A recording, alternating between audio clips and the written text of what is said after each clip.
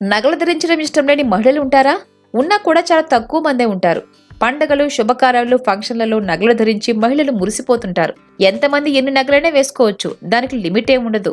కానీ ఇక్కడ అలా కుదరదు. ఇక్కడ నగలు వేసుకోవాలంటే కొన్ని రూల్స్ ఉంటాయి. నగలు వేసుకోవచ్చు, కానీ కండిషన్స్ అప్లై. ఈ గ్రామాల్లో మహిళలు అతి తక్కువ నగలే ధరిస్తారు, అది కూడా ఊరి పెద్దలు చెప్పినట్లుగానే. ఉత్తరాఖండ్లోని డెహ్రాడూన్ జిల్లాలో ఉన్న కందన్, ఇంద్రోలి గ్రామాల్లోని మహిళలు సింపుల్ గా ఓ ముక్కు పుడక, చెవికమ్మలు, మంగళసూత్రం మాత్రమే ధరిస్తారు. ఒంటి మీద అంతకు మించి ఒక్క నగ ఎక్కువ కనిపించిందా ఇక అంతే. గ్రామ పెద్దలు ఆ మహిళ కుటుంబానికి 50,000 జరిమానా విధిస్తారు. ఇదే విడ్డూరం. ఇష్టపడి కొనుక్కున్న నగలను ధరించడం తప్పేననుకుంటున్నారా? మిగతా ఎక్కడైనా తప్పు కాకపోవచ్చు, కానీ కందద్, ఇంద్రోలి గ్రామాల్లో మాత్రం ముమ్మాటికి అది తప్పే.